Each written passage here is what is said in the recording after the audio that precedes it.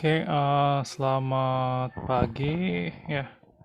Deketin aja biar apa namanya suara latarnya benar-benar kehapus ya.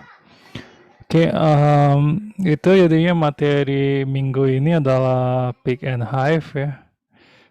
Jadi kalau di minggu lalu kan ini ya apa namanya kita ngoding sendiri kan ya, MapReduce kan ya. Jadinya ada mapper sama reducer gitu. Kalau di Hive and Pig ini apa namanya bisa ini ya, bisa kita langsung melakukan map reduce tanpa ngoding sendiri gitu ya, tanpa ngoding sendiri. Jadi Hive ini adalah yang berbasis SQL ya. Jadi kalian bisa melakukan SQL ke dalam apa namanya data dalam Hadoop ya. Terus kalau PIG dia berbasis ini ya, berbasis apa namanya script gitu ya, berbasis script. Jadinya bisa kalian melakukan query juga. Di tujuannya ini sama-sama tentang query ya. Query tapi kalau yang benar-benar SQL ada Hive, kalau yang apa namanya script tersendiri itu PIG gitu ya. Yang lebih cepat adalah PIG, tapi kalau untuk yang dinamisnya lebih bervariasi, ini hasilnya itu lebih enak Hive gitu ya, karena bahasanya adalah SQL ya, SQL sehingga sangat ini ya, gitu ya. Jadinya ini sudah dipermudah ya dan bisa kalian simpen scriptnya dalam .pig ya di sana, jadinya bisa jalani scriptnya gitu ya di sana. Ya, contohnya sudah ada di sana ya. Bisa kalian coba tutorial di videonya ya. Jadinya itu ya apa namanya bisa kalau nanti sampai Flume dan Scoop itu masih perlu Hadoop langsung ya. Masih perlu Hadoop langsung. Nanti yang merdeka itu maksudnya yang kita bisa jalani tanpa menggunakan apa namanya menggunakan Hadoop itu, tapi sebenarnya adalah Hadoop itu adalah Spark ya nanti yang kalian bahas. Dan banyak orang ini ya malas pakai Hadoop sekalian aja pakai Spark itu karena Spark installnya gampang ya, nggak kayak Hadoop dan bisa melakukan SQL juga, terus bisa melakukan pengolahan data besar juga gitu ya. Jadinya paling praktis nanti tentang Spark saya bahas belakangan ya, sesuai dengan urutan ininya. Jadinya banyak juga yang ini. Tapi sampai sekarang belum ada yang angkat topik TA misalnya tentang Spark gitu ya. Padahal itu bisa jadi alternatif untuk ini ya, keterbaruan TA ya, karena jarang yang ngangkat topik Spark gitu ya.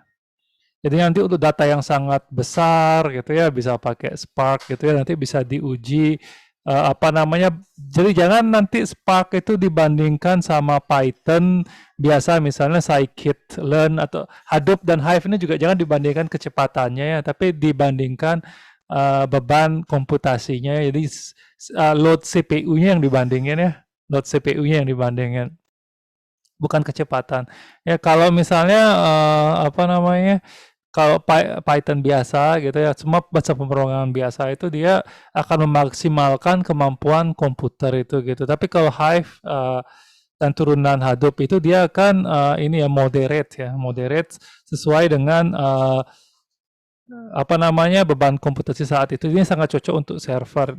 Jadinya untuk perawatan hardware dia baik gitu kan ya. Terus juga kalau dilakukan jadi server itu kan tujuannya bukan melayani satu pengguna tapi banyak pengguna gitu kan ya, misalnya kayak servernya Facebook tuh mungkin saat saya ngomong ini mungkin miliaran orang di dunia sedang memakai Facebook gitu ya sekarang misalnya kayak gitu ya di sana ya.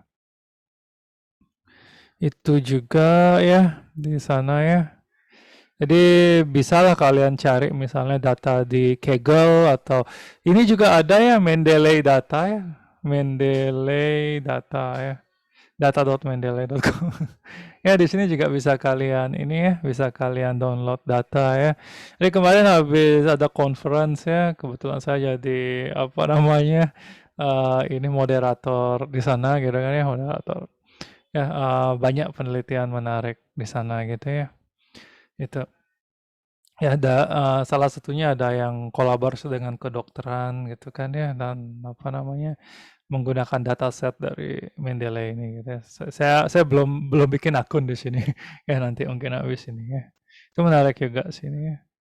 Jadinya Mendeley itu bedanya dengan Kaggle, kalau Kaggle itu kan untuk programmer ya, kalau Mendeley itu untuk apa namanya researcher ya. Jadinya ini kalau misalnya di Mendeley data ini apa namanya dia misalnya orang melakukan publikasi gitu, jadi banyak data-data IoT juga di sini gitu ya.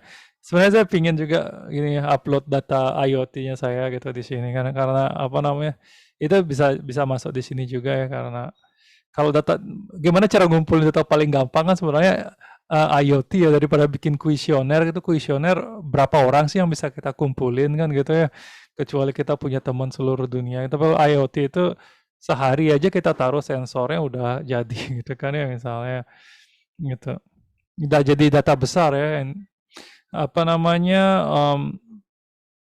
eh gitu ya, jadi itu ya misalnya ini udah banyak ya bisa kalian download ya di sana.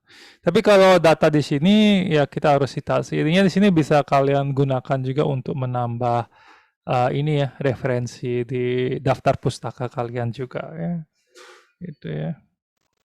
Seperti itu. Ya menarik sini ya. Itu ya ini bisa kita diekspor bisa dia berupa bibtex. Ini tidak ini ya kalau kita klik dia yang keluar adalah apa namanya publikasinya ya bukan datanya langsung beda dengan Kaggle ya. Kaggle ini untuk intinya orang ngepost di Mendeley data ini setelah dia melakukan publikasi sehingga ini ya sebenarnya kalau dari runtutan ilmu tuh paling cocoknya di sini gitu ya. Jadi misalnya gini loh, ada metode ini gitu kan yang menggunakan apa untuk melakukan klasifikasi dan lain-lain itu kita ikutin datanya ini gitu kan ya dari sana. Ini ya. Kayaknya itu juga ya apa namanya kan kadang-kadang itu ya kalau ini ya.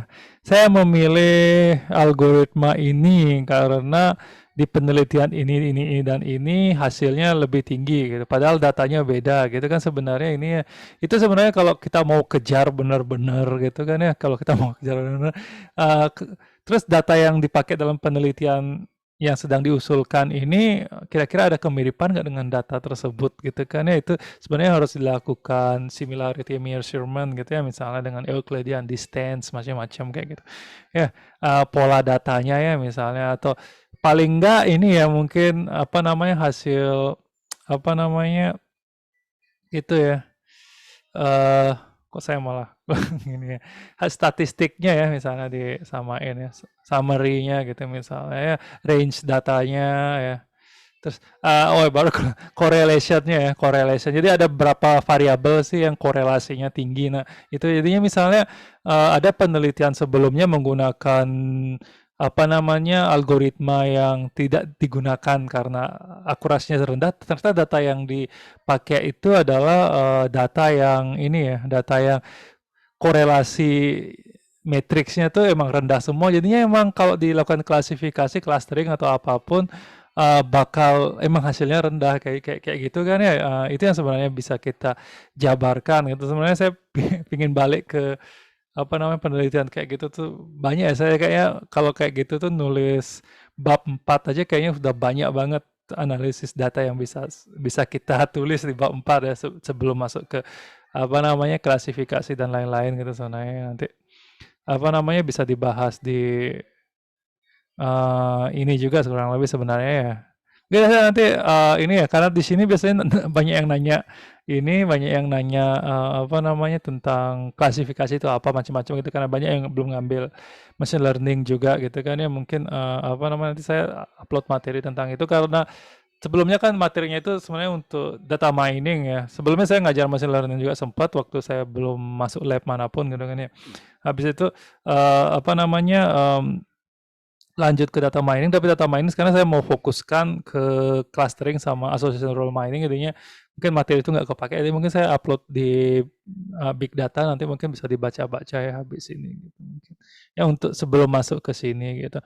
Nanti untuk tugas ini ya tugas besar kelompoknya itu mungkin minggu ini saya umumkan, nanti mungkin banyak alternatif, mungkin saya kasih polling aja gitu ya. Mana yang kira-kira tugasnya enak gitu. Mungkin kelas A, kelas B tergantung hasil pollingnya bisa beda tugasnya. Ya, kayak gitu aja. Kira link presensi sudah di grup WA ya. Apa namanya? Kalau ada pertanyaan silakan ya.